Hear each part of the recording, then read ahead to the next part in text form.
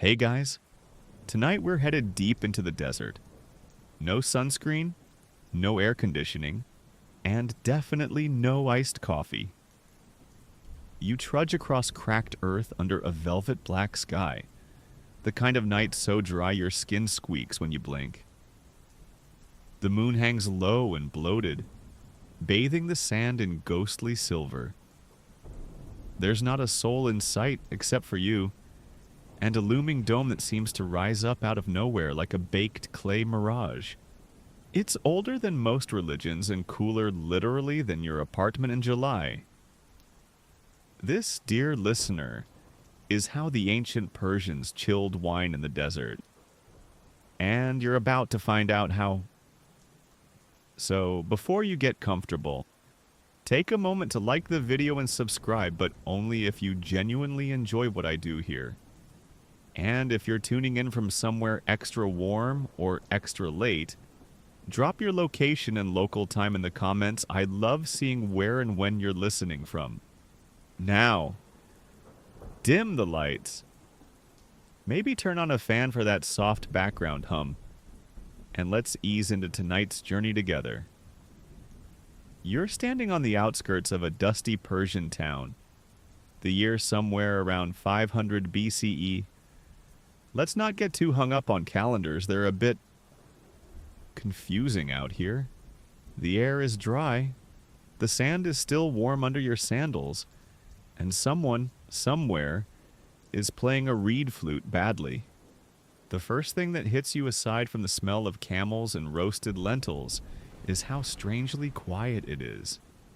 No buzzing insects, no honking scooters, just your footsteps crunching and a distant gurgle of something that might be water, or mirage-induced wishful thinking. The Persians, clever as always, have figured out how to outsmart the sun. You glance up and spot the silhouette of a domed structure half submerged in the earth. No windows, no lights, just smooth, ancient curves and silence. It's what they call a yakhchal. And if that sounds like a sneeze, you're not wrong. It does help with fevers. Historians still argue whether these ancient domes were used exclusively for storing ice or if they doubled as royal beer coolers and grain bunkers. Either way, their function was gloriously simple: capture cold air and keep it forever, if possible. You shuffle closer. The air grows cooler. A shiver dances across your forearms. You didn't think a mud brick dome could actually do this. Welcome to ancient Persian passive refrigeration. Just beside the dome stands something else, a narrow tower, hollow, and shaped like a chimney turned upside down. A badger, a wind catcher. And no, it doesn't just sound like something from an Avatar episode, it's real. And it's genius. These towers trap even the faintest desert breeze and funnel it downward into homes and cellars. The principal air pressure? The result, delicious, whispery, natural air conditioning. Long before Carrier patented anything. You poke your head inside one of the buildings, no doors.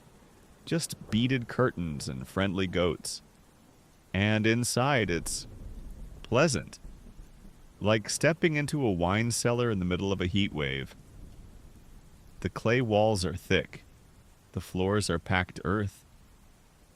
And somewhere behind a wall, the slow hiss of evaporating water whispers like a lullaby. In one corner, a clay jar sits under a patch of shade, beads of condensation slicking its sides. Inside, possibly goat's milk, possibly wine, definitely cold. Quirk of the night. Some desert towns even used fish bladders as stoppers for their clay wine jugs. Yes, fish bladders. Let that image gently slosh around in your sleepy brain. A local man walks by in sandals made from camel leather and smiles as if he knows what you're thinking. He gestures toward the dome. Cool. Yes, he says in Old Persian. Or at least you imagine that's what he says. You nod like a very wise time traveler. As the stars wheel overhead, you realize something else this culture didn't just endure the desert. It embraced it. They made peace with the heat. They engineered comfort into the unforgiving earth. And all of it, every clever dome and whispering wind tunnel had one sacred goal to make sure your wine stayed cold and your body didn't melt into a sleepy puddle. You step out of the Yakhchal's shadow and stretch. The desert night's still cool on your face. But your curiosity is even cooler now, like, how did they actually make this work? You turn your gaze toward those odd towers you glimpsed earlier, rising like chimneys from otherwise squat, low buildings. Welcome to the world of Badgear's Persian wind catchers. The structure is deceptively simple. No moving parts, no gears, just vertical slits on all four sides, catching even the laziest desert breeze and pushing it downward into the house like a natural fan.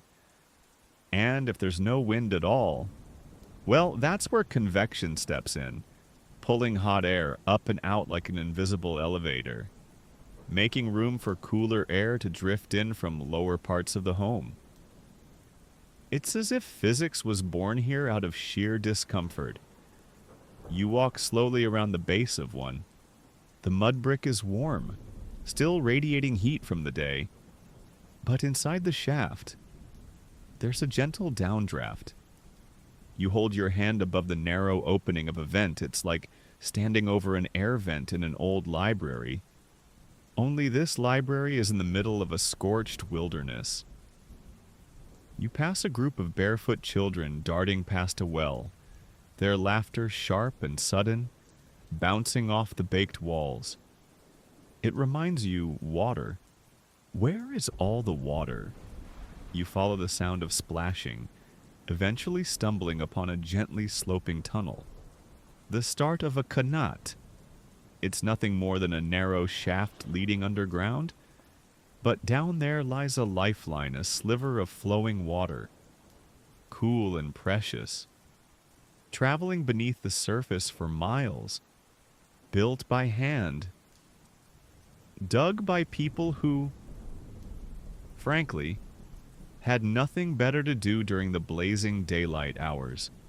Historians still debate the exact origins of the qanat system, whether it came from the Persians first or was borrowed and perfected by later Islamic civilizations.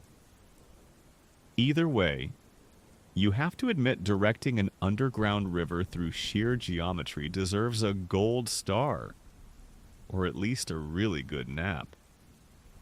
You duck into a nearby home, the kind built from adobe and shade, and sit cross-legged in a breezy corner.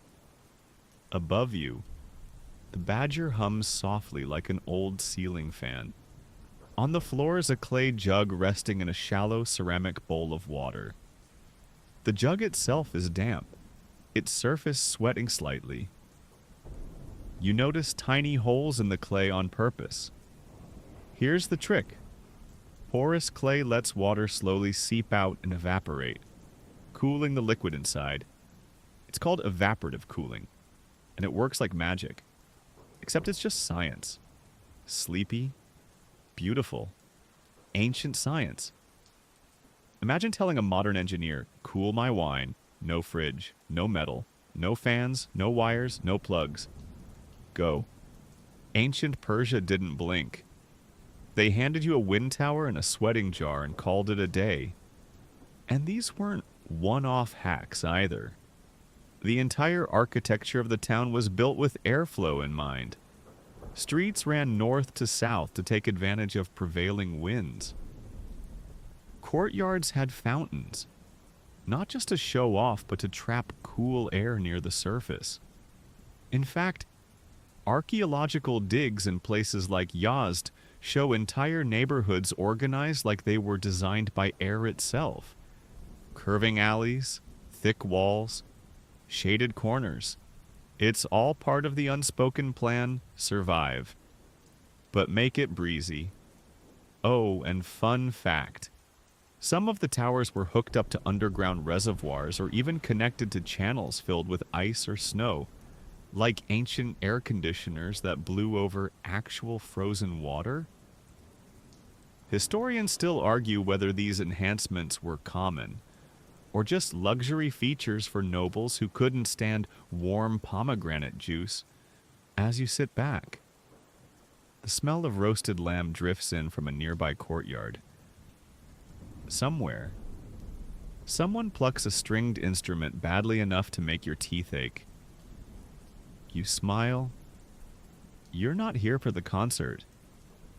You're here for the slow drift of desert wisdom, the hum of wind through mud brick.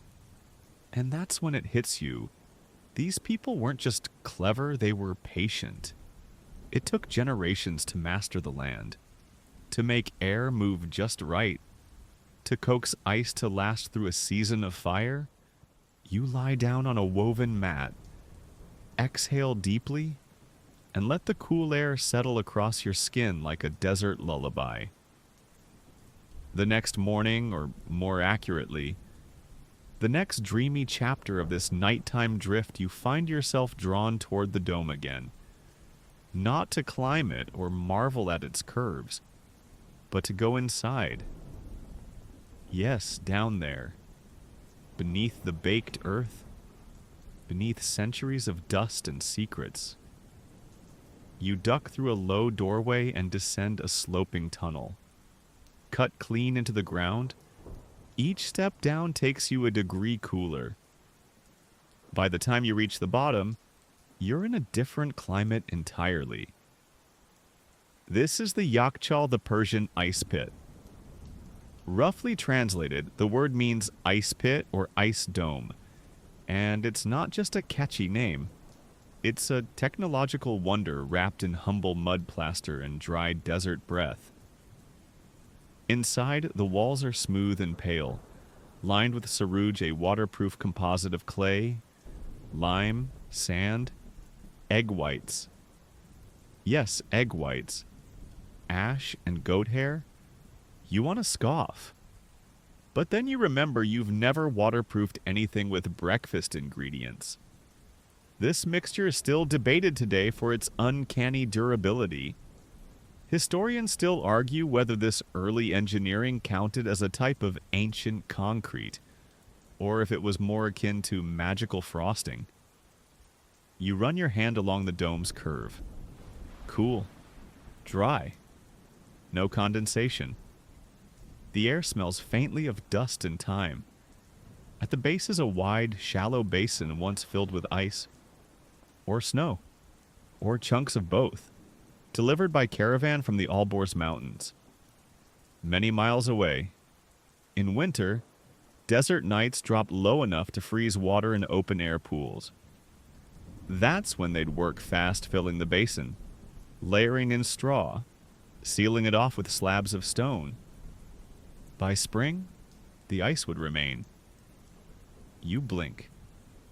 It's hard to believe they managed this before Julius Caesar was even a whisper in his mother's dreams. But here it is. Silent, stubborn, still kind of frosty. These structures were strategically placed outside city walls. That way, they didn't interrupt the daily bustle and were free to claim open desert winds, perfect for maximizing thermal insulation and nighttime freezing. Plus, being partly subterranean helped them avoid the worst of the sun's fury. Some yakhchals could hold tons of ice. As in literal tons? The scale is almost absurd when you think of it. All hand-built, all mud brick, all with the singular goal of doing what your freezer does without making a sound. Quirky side note. Some reports say Persian engineers even added charcoal or hay between ice layers to improve insulation. Basically, the ancient version of bubble wrap. Practical and flammable. So don't light a torch in here. You lean against the wall, eyes adjusting to the gentle gloom. This was not just a storage unit, it was a monument to patience. A silent triumph over climate. And you imagine it nobles in long robes descending to fetch cold wine. Servants arranging fruit trays around mounds of glistening ice. Guests gasping softly at the chilled figs in the desert heat. The kind of quiet luxury that whispers, "Yes, we conquered the sun, and we'll do it again tomorrow." Today's archaeologists still argue whether these ice pits were community infrastructure or strictly royal privilege. Did humble farmers use them to store milk and dates? Or were they sacred coolers reserved for summer feasts and diplomatic bragging rights? Whatever the truth, you can feel it in your bones. People came here for relief. For a few precious hours of cool breath before climbing back into the furnace above. And you, lucky traveler, are lying flat on a stone bench carved into the wall. Your back cooled by ancient engineering. Your breath soft in the underground stillness. Outside, the sun will rise again, relentless. But for now, you rest in the belly of a dome, cooled by the genius of those who looked at a desert and said, "Let's make this place refreshing." You hear it before you see it, the low, rhythmic clomp of hooves in the sand. A caravan approaches. No rush. No roar. Just the determined patience of camels plodding one after another. Their burdens swaying slightly with each step. You blink slowly as they pass. Each animal draped in cloth. Each handler wrapped in layers of linen and dust.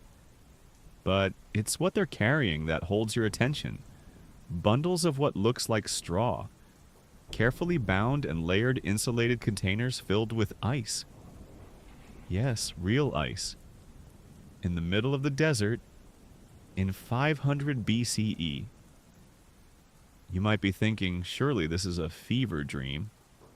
But no, this was an actual job. Ice harvesting from the mountains. Persians sent teams up into the snowy Alborz and Zagros ranges during the coldest months. There, workers carved ice blocks from frozen rivers or snow-packed valleys, packed them in straw, and sent them down the mountain before they melted, like high-stakes delivery men with no GPS. Some of these journeys took days, even weeks. But ice wasn't a novelty, it was a necessity. And it wasn't just for wine. It was used to preserve meat, soothe fevers, and even craft the earliest forms of faluda, a chilled noodle dessert that, fun fact, still exists today. It's like ancient sorbet met a bowl of noodles at a summer festival. You watch as a camel kneels and a handler unties one of the bundles, revealing a block of cloudy white ice still intact. He grins, teeth bright against the dust, and gestures toward a shaded clay structure nearby your beloved Yakhchal. The ice goes in. Mission accomplished. No applause. Just the low sigh of ancient logistics done right. Historians still argue whether the majority of these ice deliveries were routine or ceremonial. Was it daily commerce, or was each block an offering to royal kitchens and elite feasts? You stroll beside the caravan as it unpacks. The desert is warming again. Not scorching yet, but warm enough to remind you that cold is not a given. It's a luxury. The kind that needed planning, grit, and an unhealthy amount of rope and straw. Another quirk, some mountain routes had relay stations where ice could be temporarily stored, repacked, and reloaded onto fresh camels. Think of it as the ancient version of a truck stop, but cooler, Literally. As the sun climbs higher, the handlers set up a temporary shade canopy and pass around water skins. You're handed a cup of slightly cool water cooler than the desert should allow. You drink slowly. It's not cold, but it's refreshing in the way only stolen comfort can be. And the wine. Oh, yes. A clay jar sits on a woven pad, sealed with wax and buried halfway in sand. You're told it's been chilled since last night, nestled against the melting remnants of yesterday's ice block. When poured, it gives off the faintest wisp of condensation. Sweet, tart, a little gritty. You raise the cup to your lips, take a sip, and it's not just refreshing. It's proof that even in the middle of nowhere, humans found a way to elevate experience. The sun bakes down harder now. You retreat into a shaded tent, reclining on pillows that smell faintly of dried rose and smoke.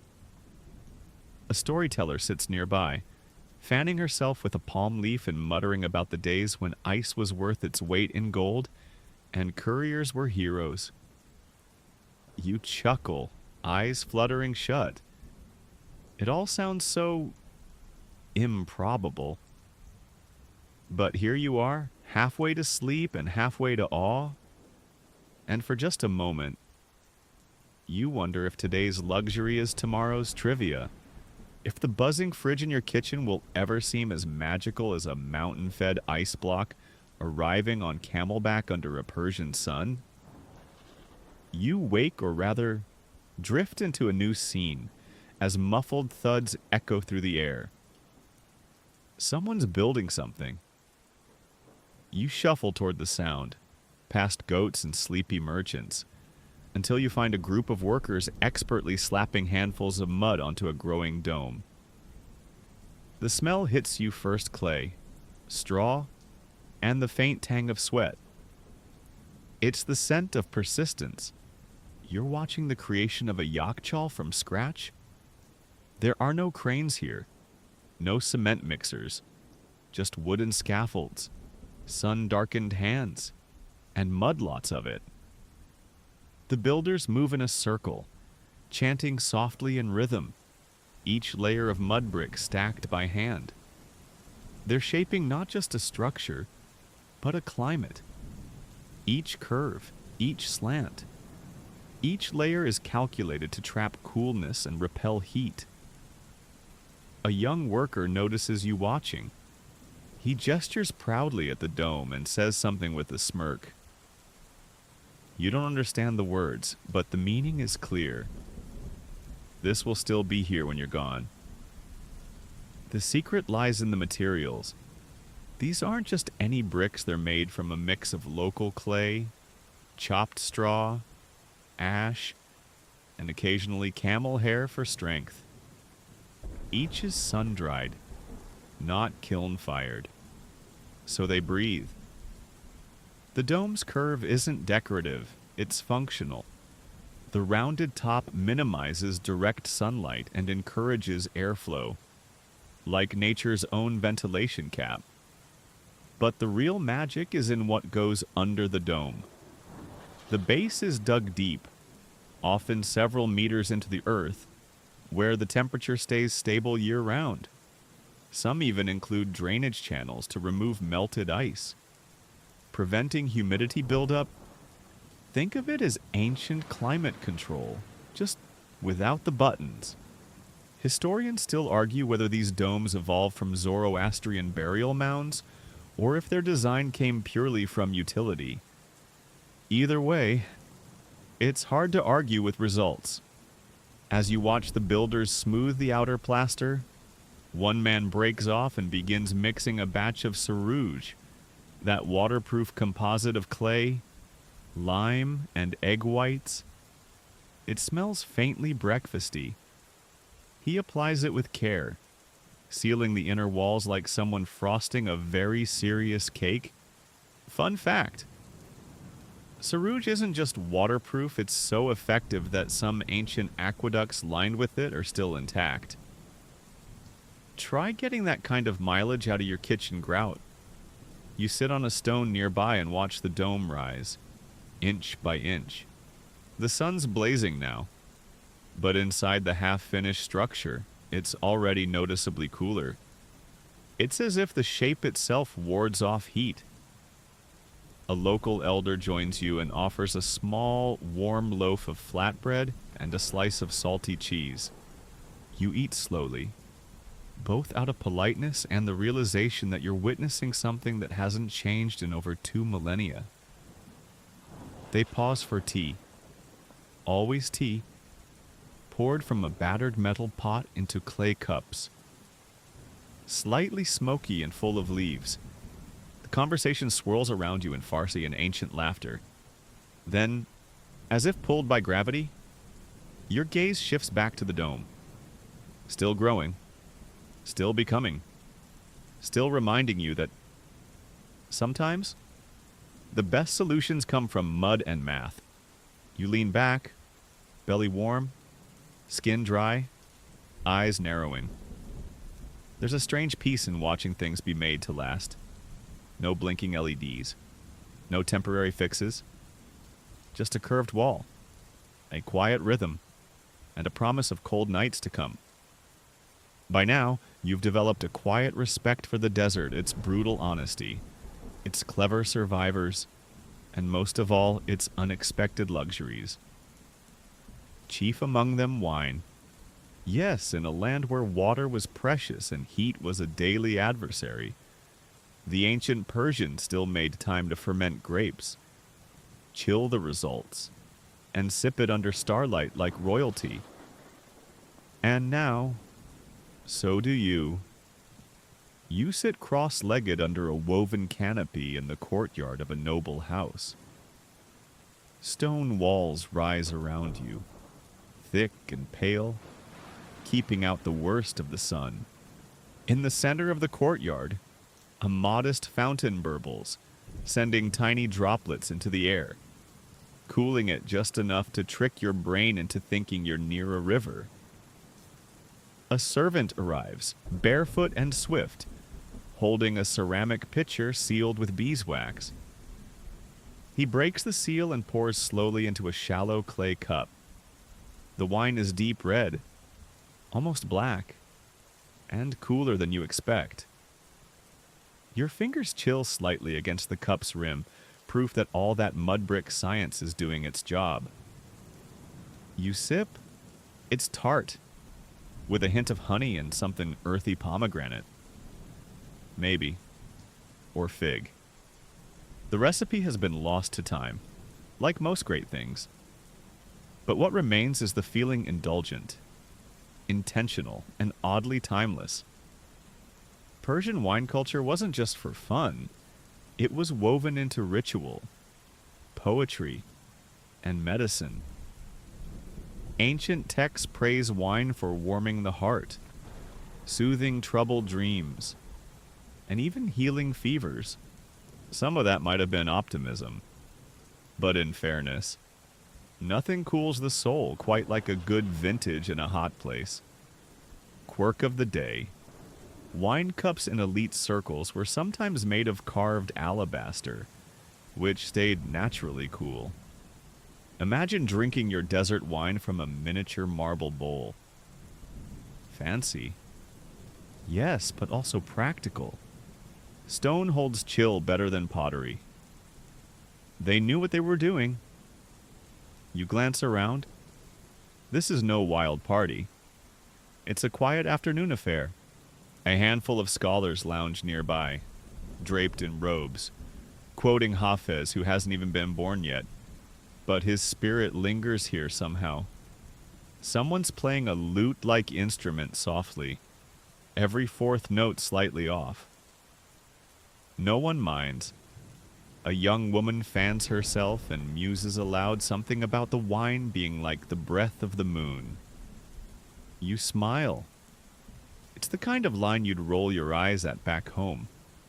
But here, under this sun, with this breeze, it feels earned. Historians still debate how widespread wine really was. Was it an elite indulgence or a common staple? The archaeological record is mixed. Clay amphorae with grape residue have been found across Persia, but the grand feast with chilled wine might have belonged mostly to the privileged few. Regardless, one thing's clear: they went out of their way to keep it cool. Yakhchals weren't just for ice, they stored perishables, medicines, and yes, the occasional jug of wine waiting for a quiet evening. Chilling wine in a desert wasn't excessive. It was survival. Emotional survival, if not medical. You lie back on a cushion, cup resting on your belly, and listen to the wind catching the badger overhead. It hisses faintly, like someone breathing out after a sip. A bird chirps from the fountain's edge. The fountain answers with a single drop of water landing exactly where it should. And for a moment, you understand the ancient rhythm, the balance of luxury and necessity, of earth and fire and water and wine. You close your eyes. The clay stays cool beneath your fingertips. The wine lingers on your tongue. And history, for once, doesn't feel dusty at all. You shift your weight slightly on the cushion, still sunk deep in that noble courtyard, and gaze beyond the walls. Out there lies something the Persians prized as much as their chilled wine and whispering windcatchers' gardens. Not wild, unkempt bursts of green, but engineered oases, sculpted with purpose, symmetry, and one clear goal in mind: to make the desert forget it was a desert. These were the paradisa, the paradise gardens of Persia. And yes, that word paradise comes directly from these walled, orderly slices of heaven. You're led through a narrow gate by a soft-footed gardener in a sun-bleached turban. Beyond it lies a rectangle of shade and silence. At its heart, a long, shallow pool of water reflecting the blue sky so clearly. You nearly believe there's another world beneath it. Every element here plays a role in the illusion. Cypress trees stand tall and proud, not only for aesthetics but for shade and airflow control. Fruit trees, fig, pomegranate, almond offer both nourishment and aroma. Vines curl lazily along trellises. The air smells faintly of mint and sweet basil. And running through it all, under your very sandals, are not those buried water channels you first discovered back in the village? Here, though, they do more than hydrate. They regulate temperature, seeping cold through the soil, feeding fountains, and keeping the entire garden several degrees cooler than the world outside. You sit on a stone ledge by the pool. Your toes dip in. The water is cool, almost startlingly so. A light breeze filters through the trees, stirred gently by hidden badgers in nearby structures. Everything about this place says relax, recline. Remember who you are before the sun turned you into jerky. Historians still debate the exact symbolic purpose of these gardens. Some say they were spiritual metaphors for cosmic order. Others argue they were expressions of wealth and engineering skill. Still others believe they were just really, really nice places to take a nap. A quirk. Many of these gardens were designed using a strict 4-part layout symbolizing the 4 elements: earth, air, fire, and water. That pool, the water, the trees, earth, the breeze air, and the sun filtering down through the leaves. That's fire. Softened. Tamed. The garden you're in now once belonged to a minor noble, long forgotten in the scrolls of empire. But his garden remains. The walls still stand. The plants are still fed. And somewhere in the distance, A very slow tortoise is still trying to figure out how to leave. A servant passes by carrying a copper tray with chilled fruit melon, grapes, and slices of something purple you can't quite name. He offers it to you without a word, then disappears back into the green. You lean back, letting the cool stone press into your spine, and trace the path of a single leaf as it drifts down from a tree, spirals once and lands in the water. There's a reason paradise is always painted with gardens. You get it now. And as the wind stirs again and the badgers breathe their ancient song into the courtyard air, you remember that all of this, every brick, breeze, and blade of grass was not nature's accident. It was designed, built, maintained, perfected by minds who believe that even in a furnace, you can grow peace. You close your eyes. The garden hums quietly. You are, without question, cooler than you were 20 minutes ago. Somewhere between the sigh of the breeze and the gentle slap of sandals on stone, you find yourself inside a traditional Persian home. It's not grand. No palaces or marble lions here.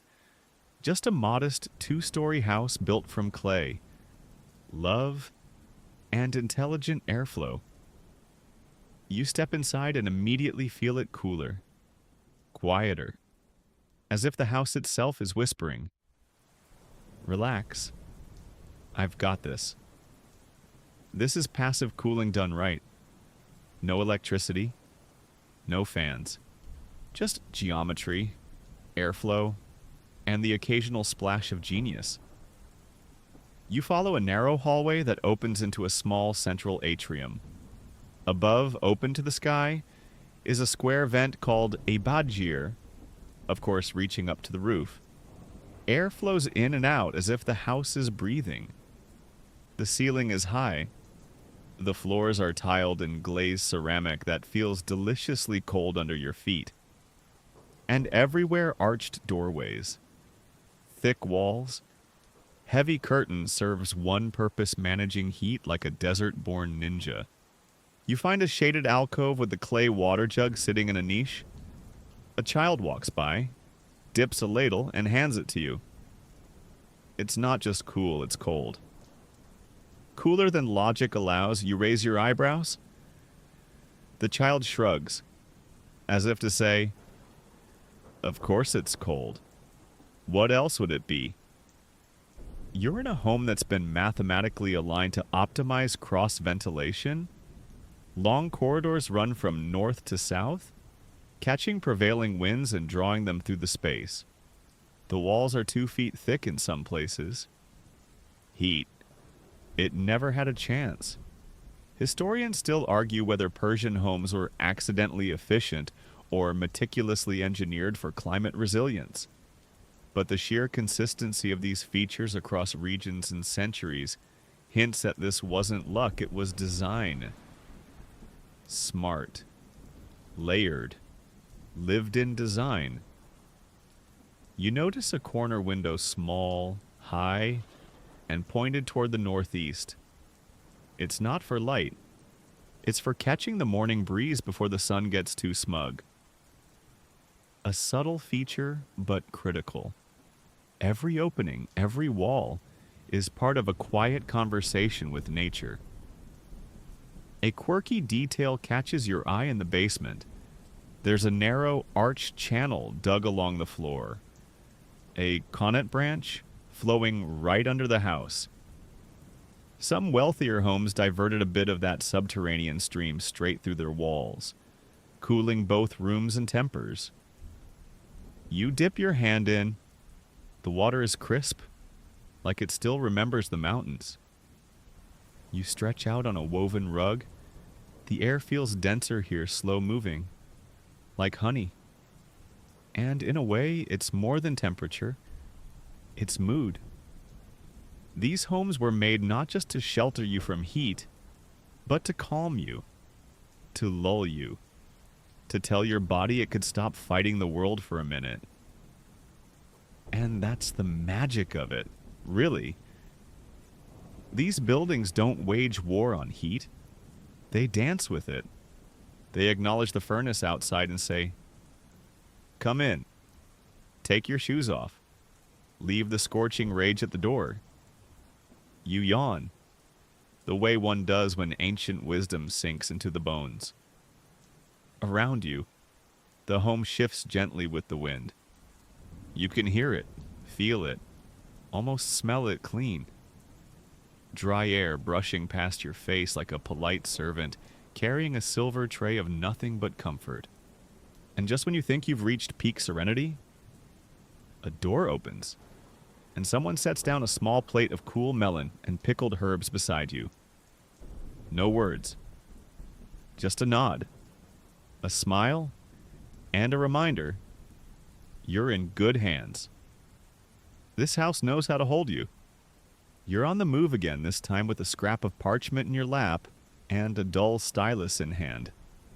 You're attempting to sketch what's around you, but everything here bends and flows with a strange precision. You sit beneath a shaded awning as a scholar explains the principles of Persian architecture, not with numbers, but with shapes. Geometry is the language of this land, and today it's whispering secrets about how to stay cool in hell. You trace the outline of a dome, then a tower, then a strange zigzagging path underground. This is your first true glimpse of how wind, water, and math became one of the world's earliest comfort technologies. At your feet lies the schematic for a city, a real one, not drawn for beauty, but for airflow. Streets are laid out not to impress kings, but to catch breezes. Houses cluster with their backs to the harsh western sun, while courtyards all open eastward, waiting for morning light and afternoon shade. Everything flows. Even the shadows seem planned. The scholar beside you, wrapped in soft cotton and patience, points at the kanat lines crisscrossing the map like veins under translucent skin. These are more than water tunnels. They're ancient air conditioners. As the air travels over the cold water underground, it picks up cool moisture. Then here's the genius: it rises through vertical shafts into homes and storage domes, chilling them from the bottom up. You pause. Bottom-up air conditioning. In the Iron Age, your sketching slows. Your respect grows. Historians still debate whether the Persians truly understood the physics behind what they were building, or if they simply followed tradition until genius became second nature. But seeing the way this plan fits together like a giant clay puzzle, it's hard not to believe they knew. A quirky detour. You learn that certain buildings had double walls with air gaps between them. These acted like insulation sandwiches. Hot air would get trapped in the space between, rising upward and pulling cooler air behind it. It's so efficient, it's being restudied today for sustainable architecture. Back to your sketch. You draw a wind tower again, but now you include the directional vane's internal dividers angled just so to capture even the faintest whiff of breeze. One wrong turn, and the airflow collapses. But built right, and the entire system hums like a sleeping cat. You wander next into a ziggurat, the ancient Mesopotamian stepped temple form that Persians inherited and refined. It's part monument, part observatory, part chimney. Yes, some ziggurats had open chambers designed to vent heat from enclosed rooms below. You climb halfway up before realizing it's hot up here. But the lower chambers, they're pleasantly cool. This was vertical air management centuries before skyscrapers had ducts. And beneath your feet, as always, is the great invisible hero of this tale, Earth. You start to notice how everything the Persians built burrowed into the ground at least a little. Half homes, Sunken courtyards? Ice pits? Cellars? Wells, it's not retreat. It's design. A cool place starts with the Earth's own steady temperature. You sit down at the base of a dome wall, letting your back rest against the plaster. It's warm, but not hot. Inside, still cool. The dome acts like a pressure valve. Heat rises and escapes, while the curved shape disperses solar intensity. And then you notice something clever, tiny vent holes placed near the dome's peak.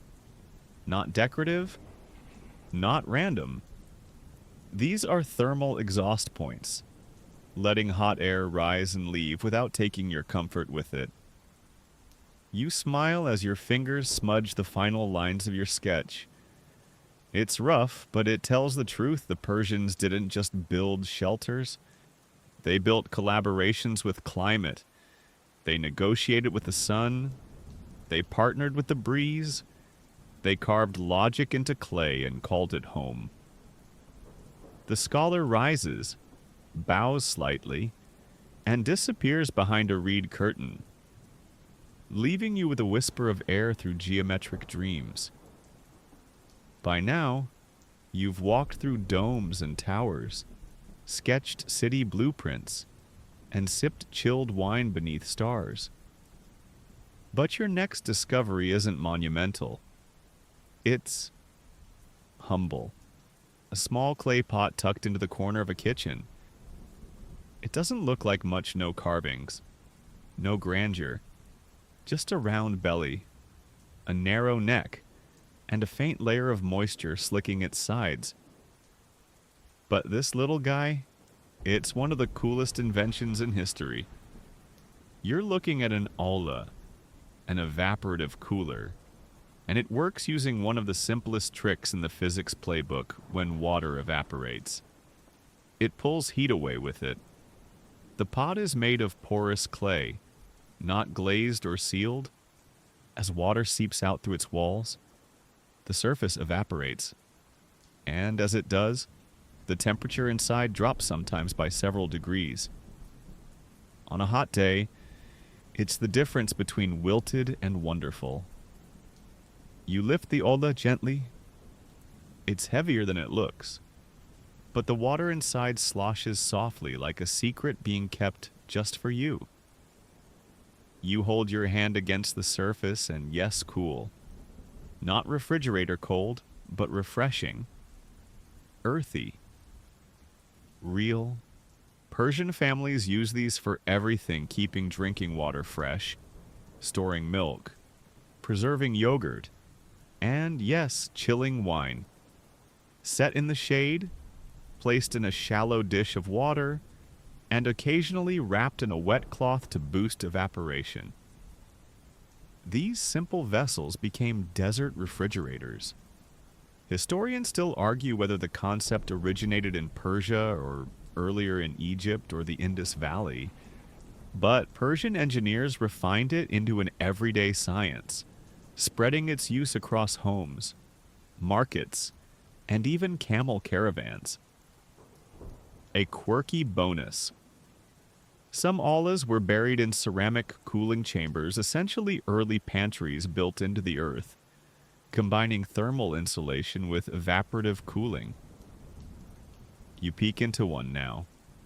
It smells faintly of cumin, sun-dried apricots, and something pickled. A true desert delicatessen. You sit near a kitchen window. A breeze filters in, passes over a shallow indoor fountain, and whispers across your skin. In the corner, a pair of hanging clay jars sway gently on a rope, cooled by airflow from the bad gear above. It's like watching nature and physics shake hands. You lean closer to an older woman who's grinding herbs in a stone bowl. She gestures toward the pot, smiles, and says something softly in Persian. You don't catch every word, but you hear the tone pride. This is no gadget. It's tradition, reliability, The comfort of knowing that even without electricity, your grapes won't ferment before you say so. You reach out to touch the olla again. The clay is rough, honest, hardworking. Not a machine, but a relationship. It rewards attention. Refill it, shade it, tend it, and it will thank you with cool water on a hot day. You pour yourself a small clay cup of that water now. It's slightly mineral, slightly earthy, and utterly satisfying.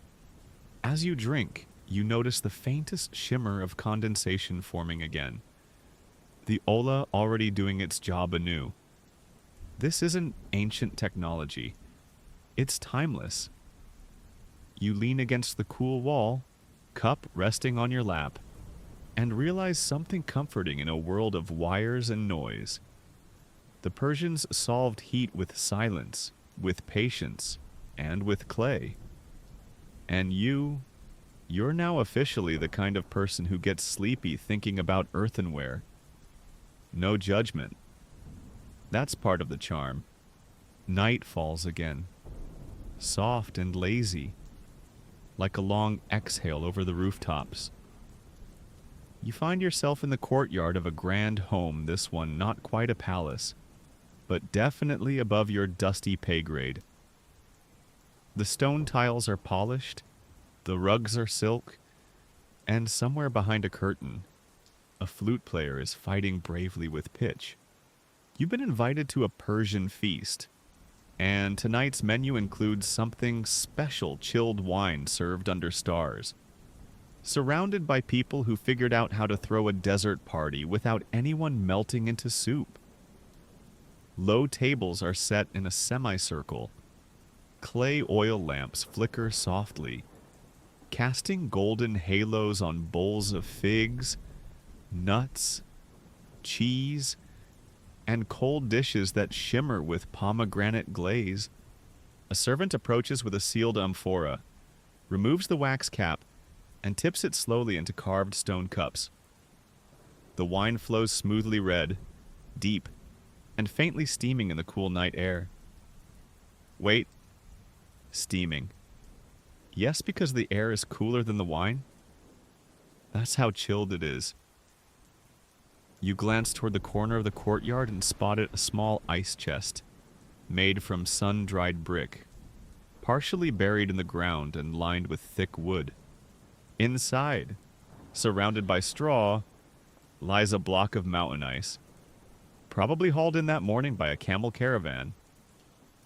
Beside it, the wine amphora had been nestled upright, soaking in the chill like a contented noble. The host clinks a cup with his ring and raises it with a grin. You mirror him awkwardly but respectfully. He gives a toast, possibly praising the wine, the breeze, or perhaps the goat stew, it's unclear. The laughter that follows is clear enough. Joy. Shared. And here comes the strange part, they're not overheating. The house design, the courtyards, the domes, the flowing water and underground channels, all of it works together to create a bubble of livable coolness. You sit back and notice your own body has stopped fighting the climate. The sweat has dried. Your chest has loosened. Even your feet feel pleasant. The evening unfolds like a slow poem. A woman recites a verse about lovers meeting in the shadow of a cypress tree, while her companion fans her with a woven palm. A philosopher nearby mutters about the cooling of the soul, then spills wine on his scroll. You lean closer and notice the tableware clay cups that look porous on purpose. Some still damp from being soaked in cool water beforehand. This trick keeps the liquid inside colder longer. No ice cubes needed. Just clever materials and a little forethought. Quirk of the evening. You learn that Persians sometimes mix their wine with rose water or snow syrup, depending on what they had on hand. Snow syrup called sharbat barf was made by pouring fruit concentrate over shaved ice and letting it melt into the drink. That's right, snow cones. In the desert, at a party, in 500 BCE. Historians still debate whether these lavish gatherings were common or confined to elite social circles. Was this the daily dinner scene or the Super Bowl of feasting? Evidence is patchy. But there's no doubt the Persians took their entertaining very seriously. And chilling the wine wasn't optional. It was etiquette. A small boy walks past you with a silver tray and a sleepy falcon. You don't ask. The host pours you another cup and offers a bite of preserved melon, chilled and sliced thin like paper. You chew slowly. The sweetness is sharp, the coldness gentle. Together, they feel like a lullaby. You lie back on a cushioned bench as the wind begins to pick up again. Overhead, the bad gears catch the breeze and send it drifting down into the gathering. The torches flicker, the lamps glow, and the stars blink like they're watching from their own rooftop terrace. And just like that, you realize this isn't just a party, it's a system. A living machine made of architecture, wind, and ritual. The wine stays cool, the guests stay calm, and the night becomes a memory worth preserving like a jar of snow syrup, saved for the hottest day of summer. You close your eyes as the lute picks up again. The tune is slow, dreamy, off-key in the best possible way. You wake not from sleep, but from drifting stirred by the sound of someone arguing quietly in ancient Persian. Or maybe it's polite bickering. You sit cross-legged behind a half-open curtain, peeking into a scholarly gathering in one of the city's tucked-away libraries. Candles flicker along stone walls. Scrolls lie piled on woven mats. And in the center, 3 historians, each older than the dome they're sitting under, are gesturing animatedly over a map. One points to a diagram of a yakhchal. The others shake their heads. You catch only fragments, but the passion is clear. This isn't casual debate, it's philosophical warfare. And the topic were yakhchals practical storage solutions or symbolic monuments of cosmic order. Ah yes, historians behaving warmly. One scholar argues that yakhchals were ritual objects, aligned with Zoroastrian cosmology. The domed shape, a celestial representation. The ice inside a metaphor for divine stillness. He taps his scroll dramatically. You nod, sipping cool water like a courtroom observer. The second insists it's all practical engineering function over form. They just wanted cold milk in July. He seems to grumble, as if the poetry of ancient life should stay out of the archives. The third floats somewhere between, suggesting the possibility that yakhchal started practical, became cultural symbols, and eventually got folded into religious ritual. She shrugs, like everything else. Historians still argue whether these domes were primarily communal refrigerators, status symbols, or cosmic metaphors. The archaeological evidence supports all 3 ice pits in noble homes, clay models in burial sites, even poems praising the silence of the dome. You lean back, amused. This debate had been going on for centuries, and no one's sweating literally. The room, shaded and ventilated, is cool. The air moves gently through open vents, and a small fountain gurgles somewhere in the next room. The architecture wins again. You wander out of the library, letting the voices trail behind you like sleepy crickets. Outside, the streets are quiet. The city feels like it's exhaling. And here's the delightful part: these arguments are not new. The Persians themselves debated the meaning of their inventions. Was chilled wine indulgent or sacred? Was passive cooling proof of human ingenuity or divine inspiration? Did the qanats reflect cosmic order or just clever digging? Quirk of the day: some clay tablets discovered in forgotten archives suggest that builders even held naming ceremonies for especially large or well-placed yakhchals. They gave them titles like Silent Mouth of Winter or the Dome that Breathes Cold, half poetry, half thermodynamics. You step into a small plaza where a group of children are tossing pebbles at the base of a wind tower, arguing in the way only children can. My father says the wind tower talks at night. My mother says it swallows bad dreams. One of them spots you and shouts, "It cools the whole street." Even the bread man hides under it. They all laugh, chasing each other toward a bakery stall. You smile. It doesn't matter whether the yakhchals were symbolic or practical. They worked. They made life better. They made a cruel environment a little softer, a little more human. And in a way, that's all technology has ever really been. You glance up at the wind catcher overhead. It leans slightly, time-worn but still proud, like an elder nodding off mid-conversation. You close your eyes and let the debate fade. The scholars may argue forever, but the dome stays cool. The wine stays chilled, and the breeze keeps moving. You wander further now, out past the shaded courtyards and gossiping historians, beyond the walls of the old quarter, where the city gives way to open desert once again.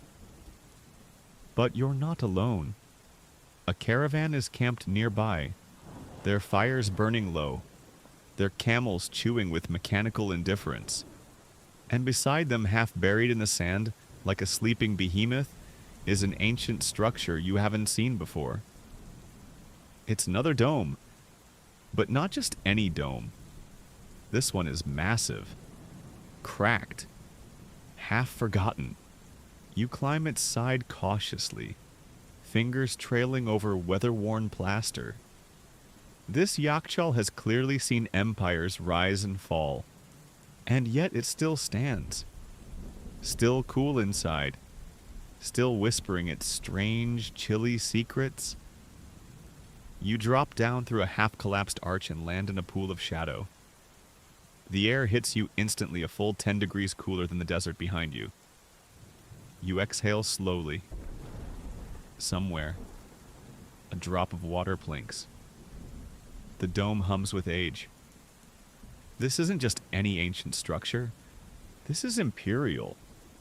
One of the yakhchals built during the height of the Achaemenid Empire, the days of Cyrus, Darius. And the kind of power that didn't just demand cold drinks, it expected them inside. You can still see traces of careful engineering inner shelves for amphorae, a stone-lined pit once packed with ice and straw, and a narrow drainage tunnel that leads off into a forgotten qanat. All of it dry now, but the memory lingers. You sit, back pressed against the inner wall, tracing the spiral pattern carved faintly into the plaster. A sun symbol, a cooling diagram. Maybe both. Historians still debate whether these markings were decorative or instructional blueprints or blessings. A breeze slips down through a missing brick high above. Even broken, this dome works. You tilt your head back, amazed that a collapsed roof still catches wind. You imagine the empire at its peak. Great halls lit with torchlight, bronze-armored guards, scrolls laid out like maps of destiny. And in the background, silent servants slipping through corridors with jugs of chilled rosewater and mint wine, fresh from yakhchals like this one. A quirky tale floats to mind one you heard back in town. Supposedly, Alexander the Great, upon reaching Persia, was so impressed by the Yakhchal system that he ordered a version built during his campaigns in Egypt. Whether true or not, it's a testament to the reach of Persian cooling tech. It awed conquerors as much as it soothed poets. You glance around this forgotten chamber and realize the methods barely changed for centuries. Even as dynasties shifted, languages evolved, and religions redefined the land, the Persians kept using wind, earth, and ice to bend the desert to their will. The Achaemenids used them. The Parthians used them. The Sassanids. The Safavids. Even late Qajar households all kept building and using yakhchals. Slight variations, different architectural flourishes, but the heart of it identical. Why? Because it worked. Because the science of coolness by design is immune to the whims of rulers and the rusting of swords. You lie back and stare up through the collapsed hole in the roof. The stars blink down through the cracked clay like old friends checking in. Out here, under the fading breath of empire, in a structure designed not to impress but to endure, you understand something rare comfort can be power. The kind of quiet, sustaining power that doesn't conquer but endures. Coolly, silently, the stars have shifted slightly in the sky. Time has passed, though it's hard to tell how much when the world moves this slowly. You walk alone now, your sandals kicking up powdery dust as you head toward a quieter part of the ruins, an area where travelers rarely go. And there, half swallowed by a sand dune, you find a name carved into stone, not a king's, not a warrior's, just a single word in old Persian script. You brush it off gently. It translates roughly to ice maker. This is where we talk about the ones history tends to forget: the builders, the anonymous geniuses who actually figured out how to chill things in a furnace. You sit beside the worn inscription and think about them, not the emperors sipping pomegranate wine, but the bricklayers mixing sarouj by hand, the caravan drivers hauling ice down mountains, the stonecutters digging qanats through miles of hard-packed earth, the women in kitchens soaking clay pots and tying bundles of mint to the window frames to cool the breeze. These were the real architects of Persian comfort. Historians still argue whether their names were lost because of class, or because they preferred it that way, leaving no mark but the cold behind. You rise and follow a half-collapsed channel, likely part of an old qanat. It snakes toward a ridge, and you climb carefully, slipping once in the sand, catching yourself on a half-buried support beam. The desert stretches out before you in every direction, and then you spot them. Tiny domes, scattered far beyond the city. Not palaces, not temples. Just small, crumbling yakhchals, each one probably serving a handful of homes. They're spaced like markers in a forgotten constellation. The cooling system of a whole civilization, laid out across miles. You blink slowly. Your brain is melting a little, not from heat, but awe. These weren't isolated wonders. They were networked. The way we think of internet routers, these people built thermal routers out of mud and math. A quirky record from the 14th century mentions a guild of ice masters in Yazd, who were paid not just in coin, but in barley and goat milk. Their job maintained the domes, repack the pits, inspect the insulation, replace the roofing layers. Some even wrote poems about their trade, celebrating the joy of preserved snow beneath the lion sun. No one's writing odes to HVAC units today. You sit on the ridge and imagine their lives. Early mornings, long summers, quiet pride. They probably didn't see themselves as scientists, just problem solvers, craftspeople. But what they left behind still functioning, still inspiring might be one of the purest legacies of ingenuity on Earth. You remember a phrase from one of the scholars earlier. The dome is not just for the ice. It is for remembering how to be human in the heat. And that's what the builders gave. A place to be human, to be still, to be cool. You close your eyes. The wind brushes your face like a hand dipped in shade. A small bird cries once in the distance, then goes silent. The stars above, the sand below, and between them. You balanced on the quiet shoulders of those who figured out how to freeze time in clay. You return, at last, to where it all began, the original dome you visited that first night, still half buried in the edge of town, shaped like a sleeping beast that has never quite woken up. It's quiet here now. The kind of quiet that wraps around your thoughts and pulls them gently inward. The moonlight brushes the surface of the dome like a whisper.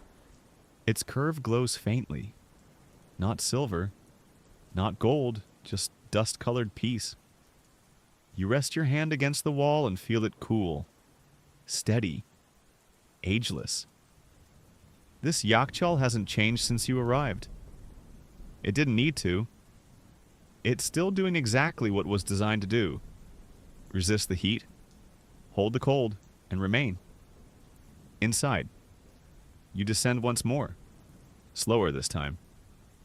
There's no urgency, no one waiting, just stone steps, packed earth, and the low hum of air moving quietly through the hollow. Not a draft, a breath. You sit at the base, where the storage pit once held slabs of snow beneath layers of straw. There's nothing here now. No ice, no wine, just the memory of it all. And that's enough. You lean your head back against the cool plaster and stare up toward the faint halo of light drifting in from above. It seems to pulse, almost like a heartbeat. Historians still argue whether these spaces were sacred or practical, but as your eyes begin to close, it doesn't really matter anymore. What matters is that it worked, that it still works, that it always will. Outside, a donkey brays once disturbed by a dream or a shadow. The stars blink overhead. The breeze rolls in from the east, slow and steady, filtered through bad gears and clay, over qanats and domes, through olive trees and garden walls. And inside, you stay perfectly still. Cool. Safe. Dreaming. So now, just breathe. You're deep beneath ancient earth, where heat has no voice and the world moves slowly. Let your shoulders sink just a little deeper into the ground. There's no need to hold on to anything anymore. Not the sun, not the dust, not the noise from earlier in the day. Let your hands rest at your sides. Let the weight in your chest soften. There's only coolness here. Stone and silence and the hum of old air curling gently around your thoughts. Above you, the dome watches over the land like it has for centuries, quiet, unchanged, unbothered by time. No one asks it to be fast. No one asks it to be flashy. It simply is.